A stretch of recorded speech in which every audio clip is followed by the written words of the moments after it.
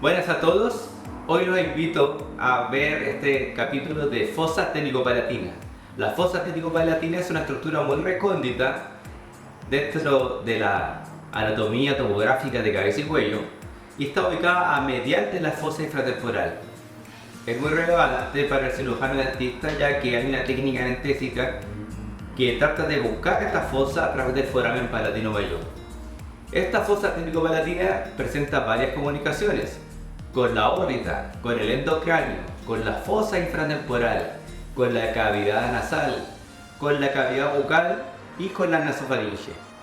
Los invito a ver este gran capítulo de fosa ténico-palatina.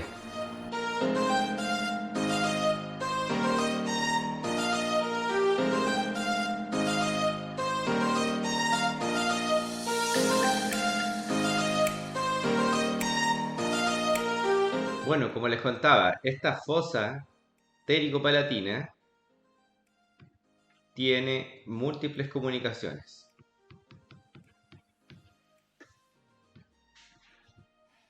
Como la comunicación que tiene con la cavidad bucal a través de los forámenes palatinos mayores y menores. Tiene una comunicación con la cavidad nasal a través del foramen esfenopalatino.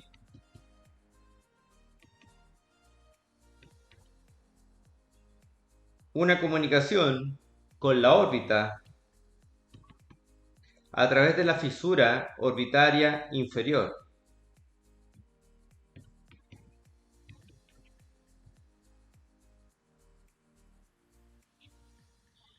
Tiene también una comunicación con el endocráneo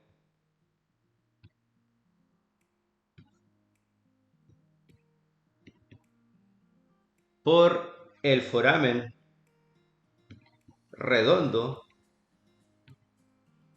y el conducto pterigoideo.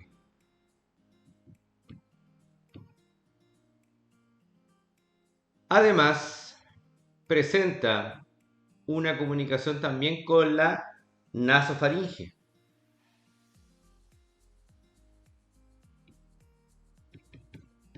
A través de el conducto palato-vaginal. Y finalmente, ya tenemos la comunicación entonces con la cavidad bucal, con la cavidad nasal, con la órbita, con el endocráneo, con la nasofaringe, y nos falta la comunicación con la fosa infra, con la fosa infratemporal,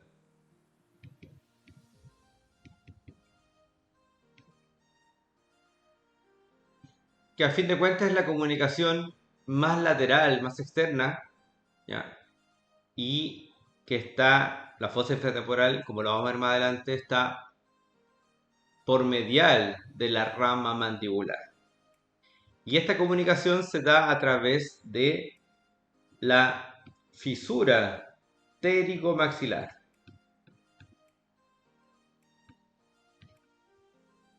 Nótese que la fisura pterigomaxilar es la entrada a la fosa pterigopalatina desde la fosa infratemporal. La fisura pterigomaxilar, como la palabra lo dice, está entre la apófisis pterigoides y la tuberosidad del hueso maxilar. Es esta ventanita que tiene esta fosa pterigopalatina hacia el lateral. Ahora vamos a avanzar con las diapositivas y nos encontramos con este recuadro que nos muestra los límites de la fosa pterigopalatina. ¿Ya? Arriba tenemos el ala mayor de la esfenoides, que es la base del cráneo, en la parte superior. Por delante tenemos la tuberosidad del hueso maxilar. Por atrás está la apófisis pterigoides del hueso esfenoides. Por abajo, la unión de ambas, es decir, de la unión de la pared anterior y de la pared posterior, ¿ya? En términos simples, de la tuberosidad y la pterigoides. La unión es el límite inferior. Lateralmente, la fisura pterigomaxilar, que como recién mencioné, es esta ventana lateral que nos permite incluso llegar a esa fosa ptericopalatina desde lateral. Y medialmente, hacia adentro, hacia la parte interna, está limitando la porción vertical del hueso palatino. Como nos damos cuenta, es una fosa bastante pequeña en comparación, por ejemplo, a la fosa infratemporal. Hay algunos autores que mezclan estas dos fosas, fosa infratemporal con fosa ptericopalatina, y son totalmente distintas. La fosa ptericopalatina es una fosa mucho más pequeña y está ya limitada por tuberosidad pterigoide, esfenoide, hueso palatino y la fisura que acabo de mencionar, ¿ya? Y la unión de ambas paredes anterior y posterior en la parte caudal. En cambio, la fosa infratemporal es una cavidad amplia que está, como la palabra lo dice, por debajo de la región temporal o fosa temporal, y que los vamos a ver en otro capítulo. ¿Ok?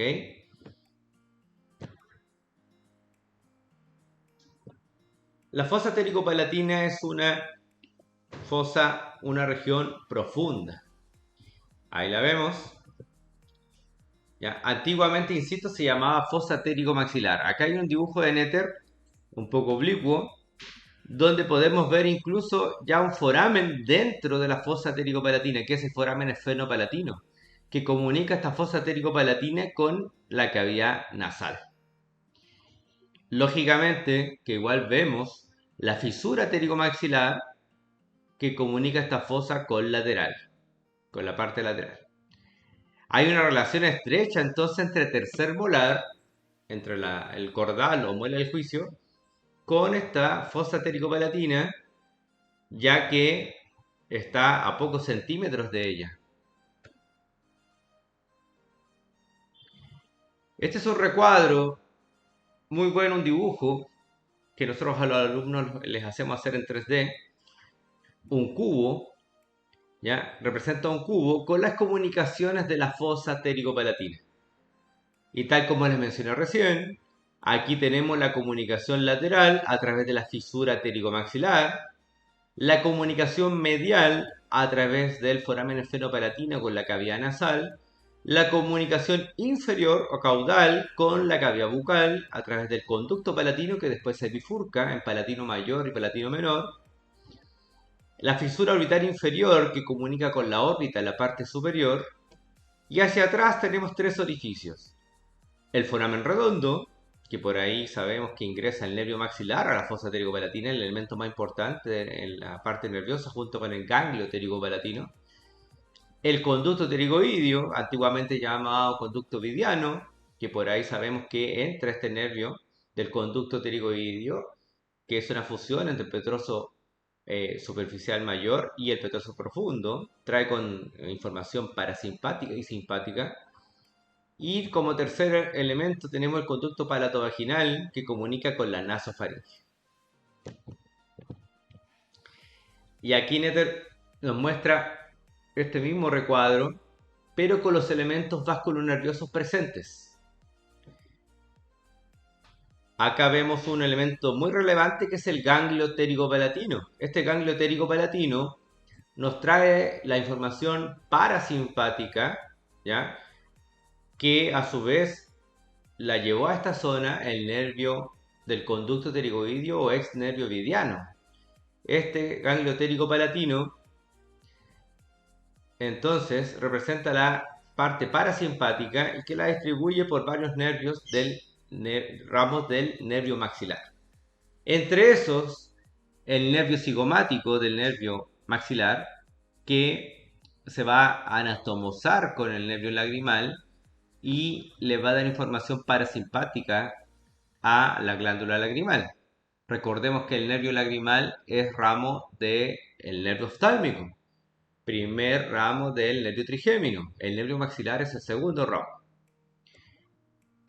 Acá entonces tenemos el nervio maxilar entrando a la fosa ptericopalatina desde el endocráneo.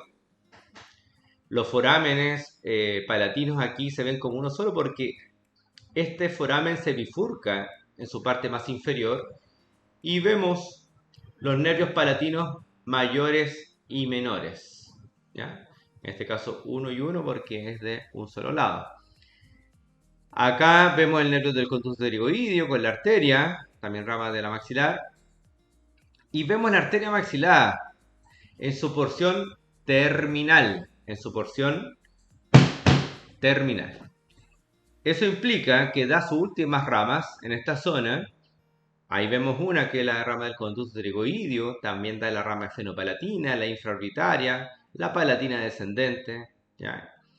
Entre otras. Entonces, también está la arteria faríngea ahí. Esta arteria maxilar viene desde el lateral, viene desde la fosa infratemporal y se arremete a la zona de la fosa pterigo-palatina.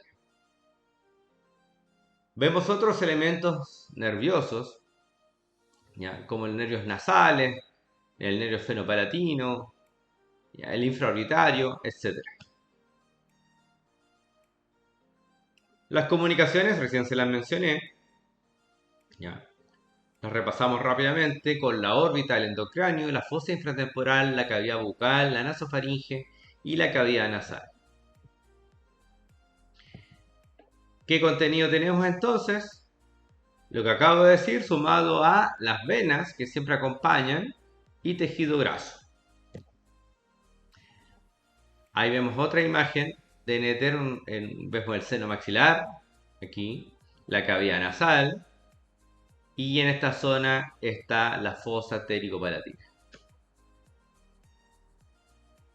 Lo mismo, pero con elementos vasculonerviosos. Nótese cómo bajan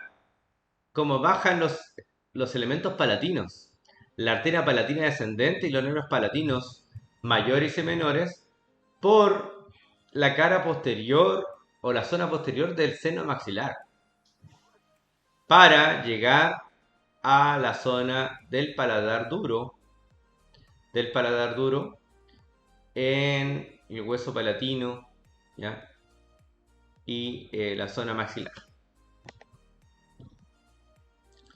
Otra imagen para ver el ganglio pterigo-palatino en la fosa pterigo-palatina, ¿ya? Es el elemento nervioso más importante junto con el nervio maxilar y la arteria maxilar.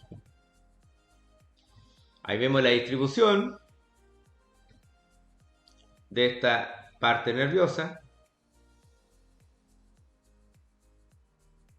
En este corte podemos ver el nervio del conducto pterigoideo llegando a la fosa pterigo-palatina con el ganglio pterigo-palatino y su distribución a través de los ramos del nervio maxilar, tales como los palatinos mayores y menores que van bajando y que inervan a fin de cuentas el paladar, la región palatina de nuestra cavidad bucal, junto con el naso palatino que también viene del nervio maxilar. Ahí está el nervio nasopalatino que penetra el foramen incisivo o foramen nasopalatino en la parte anterior del paladar. Otras imágenes del libro clásico de Testí-Jacob, donde se aprecian elementos muy relevantes como la arteria maxilar dando una curva antes de entrar a la fosa pterigo-palatina, el ganglio pterigo-palatino que Testí-Jacob lo dibuja un poco estrellado, el nervio maxilar. Esta imagen parece un poco abstracta, pero es muy relevante porque nos muestra un acercamiento para ver la fosa pterigo-palatina in situ, donde en color rojo tenemos el hueso maxilar y lo podemos distinguir por el seno maxilar aquí, la tuberosidad. Atrás tenemos el hueso esfenoides con su apófisis pterigoidea y la lámina medial del palatino. Otra imagen muy llamativa es esta curva que hace la arteria maxilar antes de entrar a la fosa ya pterigo-palatina, el ganglio pterigo-palatino, el nervio maxilar, entre otros. Y lo que dije recién, nótese la cercanía entonces del tercer molar con esta zona un poco más crítica de la arteria maxilar.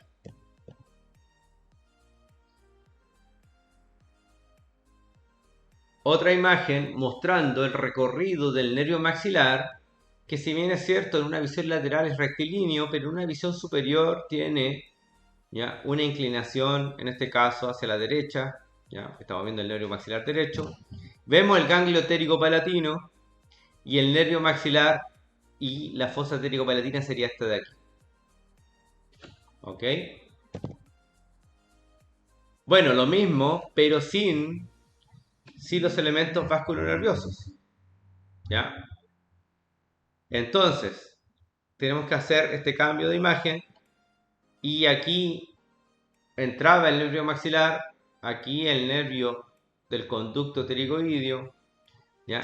Esta es la fisura orbitaria inferior con el surco infraorbitario. Vemos otros elementos como el foramen oval y la explicación de la parte parasimpática. Aquí está el ganglio térico-palatino, le da la información al nervio cigomático y el nervio cigomático se anastomosa con el nervio lagrimal y llega a la glándula lagrimal, por ejemplo, pero también sirve para la zona palatina, para la zona nasal, etc. Bueno, ahora vamos a ir al modelo para analizar estructuralmente esta fosa térico-palatina.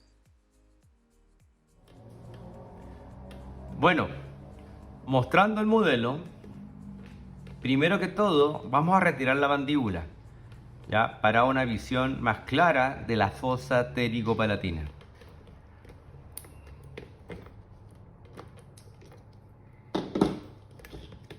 Y llegamos a la zona crítica.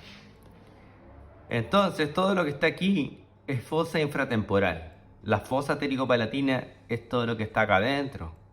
De hecho, podemos acceder a ella por esta fisura, que es la fisura térigo-maxilar. Térigo-maxilar, apófisis pterigoides y tuberosidad maxilar. Y acá entramos a la fosa. Esta fosa térico-palatina es de muy difícil acceso, ¿ya? Y tenemos comunicaciones que recién les mencioné, por ejemplo, con la cavidad bucal por el foramen palatino mayor, con la cavidad orbitaria por la fisura, ahí se ve, por la fisura orbitaria inferior. Vamos a abrir la parte craneal y podemos acceder a la fosa térico-palatina por el foramen redondo. Ahí se ve.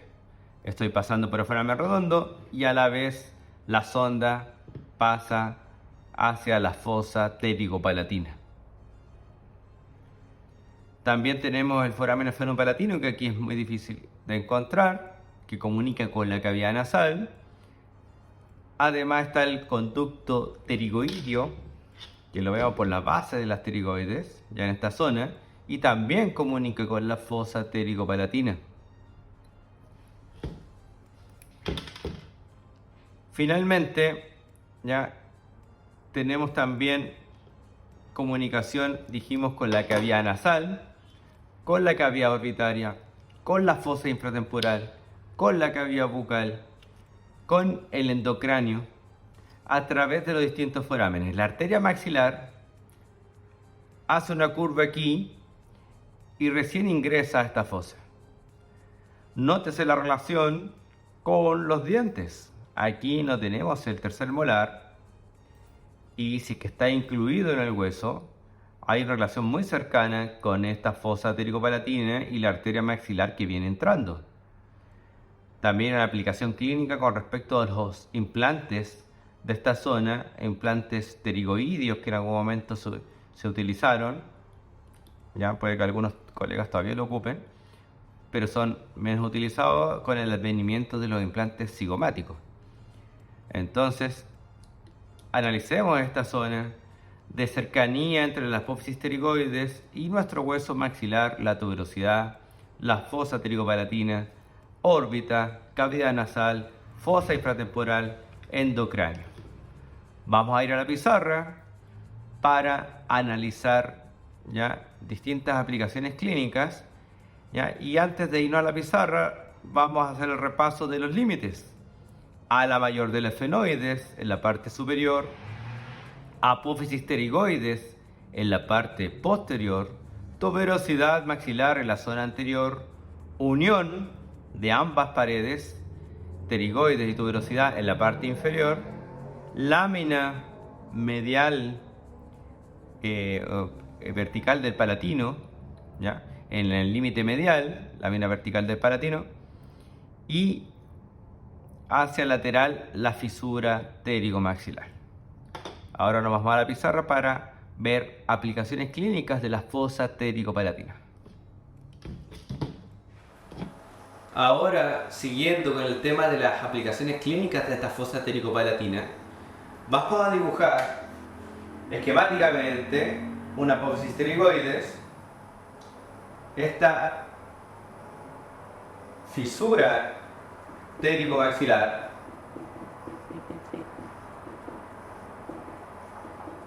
y voy a volver a aclarar esto. Recuerden que la nomenclatura antigua esta fosa ptericopalatina se llamaba ptericomaxilar, por si la ven descrita en alguna literatura. Ahora la ventana lateral tiene ese nombre. Entonces acá tenemos pterigoides y acá tenemos tuberosidad del hueso maxilar. Claramente que hay una aplicación clínica con respecto a las exodocias de los terceros molares fundamentalmente, porque un tercer molar va a estar ubicado en esta zona, especialmente los terceros molares incluidos, algunos de posición ectópica que podrían estar incluso muy altos, vamos a dibujar otro color, en la zona alta de la tuberosidad. Vamos a esquematizar una ubicación posible, por lo tanto están muy cercanos a la entrada de la fosa ptericopalatina y puede haber una complicación fundamentalmente hemorrágica de la arteria maxilar que hace una curva antes de entrar a la fosa ptericopalatina.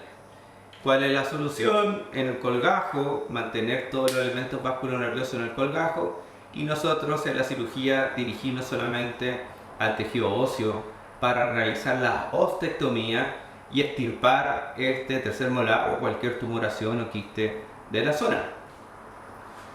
También hay una aplicación clínica con respecto a los implantes.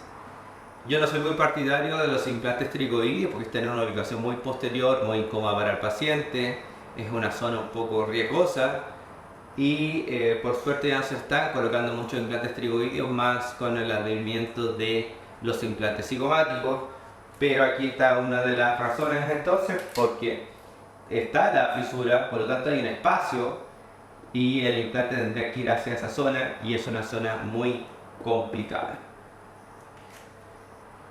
Ahora vamos a analizar el paladar. ¿Y por qué voy a dibujar esquemáticamente el paladar duro? Porque a medial del tercer molar vamos a encontrar el foramen palatino mayor. ¿Y por qué lo saco a colación? Porque el foramen palatino mayor va a permitir ingresar a esta fosa ptericopalatina con una técnica anestésica que es la técnica anestésica de Carrea.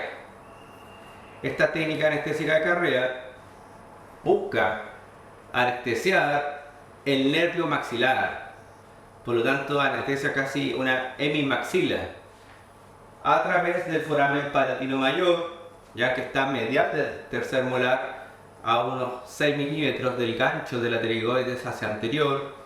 Entonces está en esta zona y lo que se busca con esta técnica anestésica, primero que todo se infiltra la entrada para que no sea muy incómoda para el paciente y luego ingresamos a este conducto palatino mayor a través del foramen y se dejan 0,5 milímetros de la aguja que esté afuera y se infiltra lentamente el líquido anestésico y podemos bloquear neurológicamente hablando en la anestesia una hemimaxila.